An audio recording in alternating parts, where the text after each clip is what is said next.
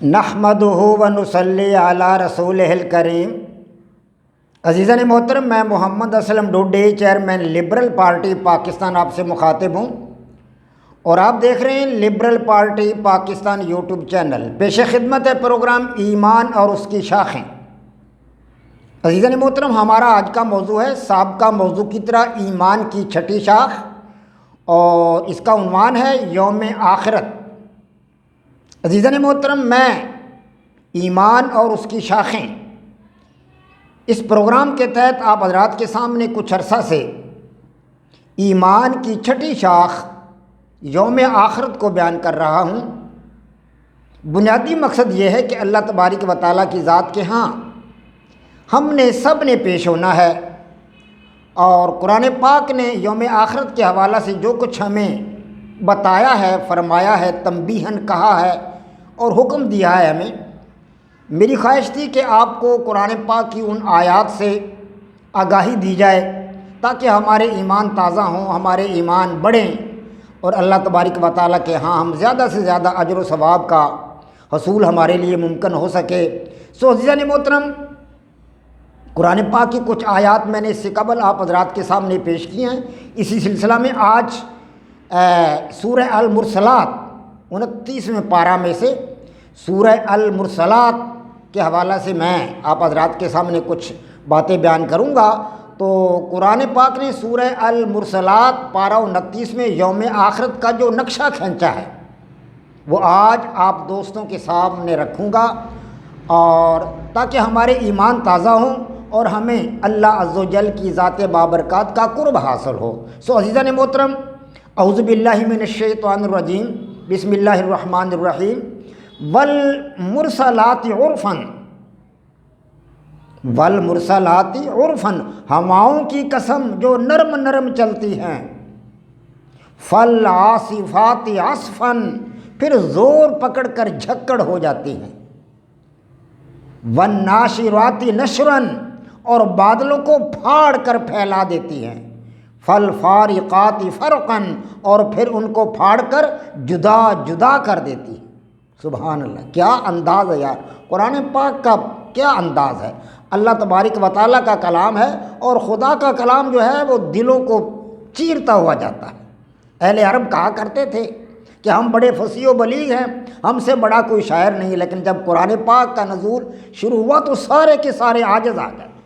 قرآن پاک نے چیلنج کیا کہ ایک صورت بنا کے لا دو، ایک ایسی صورت بنا کے لا دو، انا اعطیناک الکوثر فصلی لربک وانحر ان شانئک هو الابتر۔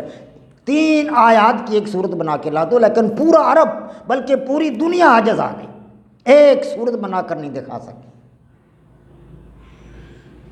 تو عزیزان محترم، قرآن پاک بڑا باکمال انداز ہے قرآن پاک کا۔ والمرسلات عرفاً، ہواؤں کی قسم جو نرم نرم چلتی ہیں۔ اللہ تبارک و تعالیٰ جب کسی بات کی، کسی چیز کی قسم اٹھاتا ہے تو مقصد یہ ہوتا ہے کہ اس بات پر زور دینا مقصود ہوتا ہے۔ اللہ تبارک و تعالیٰ بندوں سے کہتا ہے کہ میرے بندو یقین کامل کر لو اس بات پر کہ یہ بات ہونے والی ہے۔ کیا بات ہے؟ وہ بات یہ ہے کہ والمرسلات عرفاً، ہواؤں کی قسم جو نرم نرم چلتی ہیں۔ فالعاصفات عصفاً، پھر زور پکڑ کر جھکڑ ہو جاتی ہیں، ملائکہ ان کو جھکڑ کی صورت میں آگے چلاتے ہیں۔ والناشرات نشراً، اور بادلوں کو پھاڑ کر پھیلا دیتی ہیں۔ والفارقات فرقاً، پھر ان کو پھاڑ کر جدا جدا کر دیتی ہیں۔ فالملاقیات ذکرا، سبحان اللہ، فالملاقیات ذکراً، پھر فرشتوں کی قسم جو وحی لاتے ہیں۔ اللہ اکبر، فرشتوں کی قسم، 2 قسمیں اٹھا لی اللہ تبارک و تعالیٰ نے یہاں تک۔ والمرسلات عرفاً، ہواؤں کی قسم، فالملاقیات ذکراً، اور ملائکہ کی قسم، فرشتوں کی قسم جو وحی لاتے ہیں۔ 2 قسمیں اٹھا کر، اتنی قسمیں اٹھا کر اللہ تبارک و تعالیٰ کی ذات ہمیں کیا بتانا چاہتے ہیں، کیا کہنا چاہتے ہیں، سنو۔ فالملاقیات ذکراً، فرشتوں کی قسم جو وحی لاتے ہیں، عذراً او نذرا، سبحان اللہ، فقط 2 الفاظ کہیں قرآن نے، خدا کی قسم ان 2 لفظوں کے اندر پوری کائنات کا احاطہ کر دیا اللہ تبارک و تعالیٰ کی ذات نے۔ قرآن نے 2 لفظوں کے اندر پوری کائنات کا احاطہ کر دیا، عذراً او نذرا، 2 چیزوں کی قسم اٹھا کر، ہواؤں کی قسم اٹھا کر، ملائکہ کے وحی لانے کی قسم اٹھا کر اللہ تبارک و تعالیٰ نے فرمایا عذراً او نذرا، تاکہ عذر کو رفع کر دیا جائے، عذر کو رفع کر دیا جائے۔ یہ قسمیں کیوں اٹھائیں؟ اس لیے کہ عذر کو رفع کر دیا جائے۔ عذر کیا ہے؟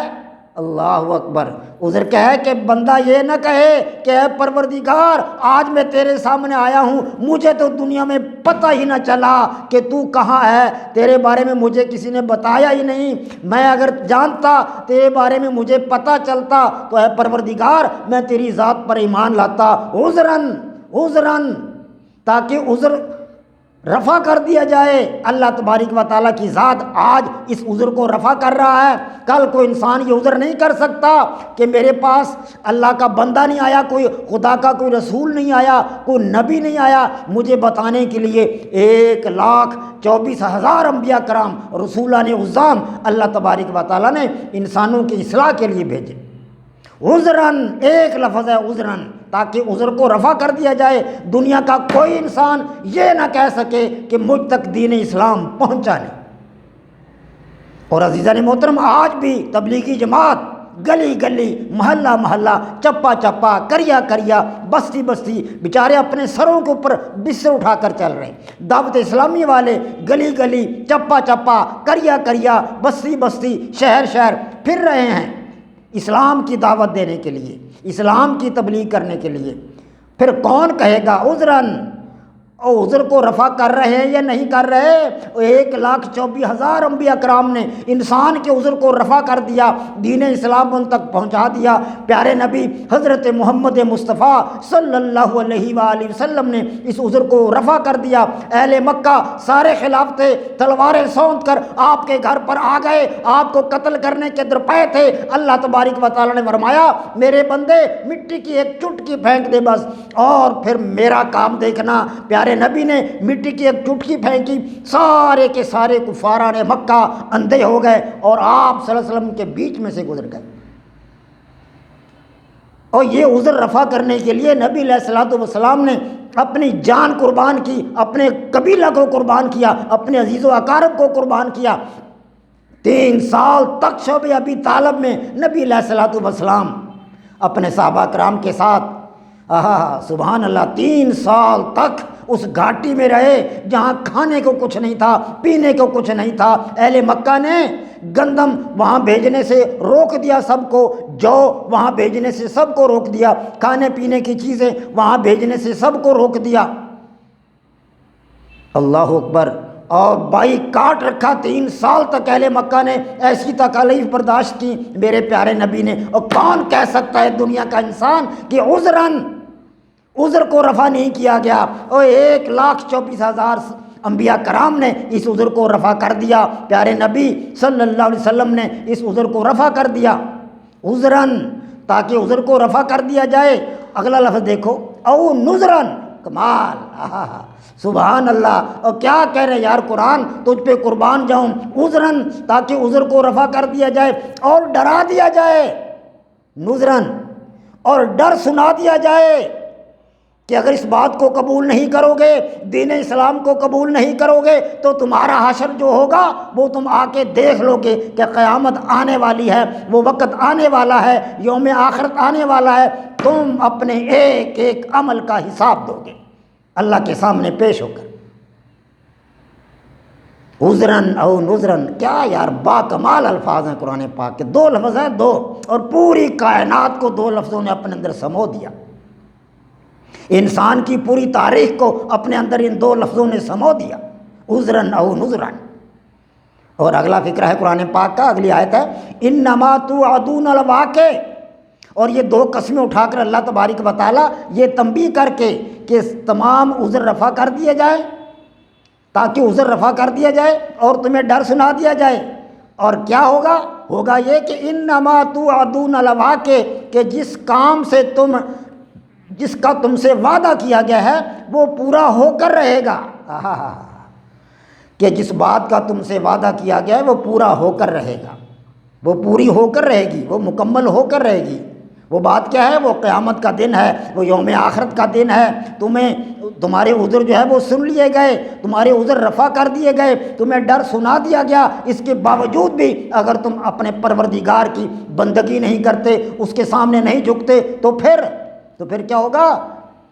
جس کا تم سے وعدہ کیا جاتا ہے وہ ہو کر رہے گا، یعنی یوم آخرت آ کر رہے گا، اور تمہیں اس دن اپنے پروردگار کے سامنے پیش ہونا ہوگا، اپنے اعمال کا حساب دینا ہوگا، اپنے اعمال کا حساب دینا ہوگا۔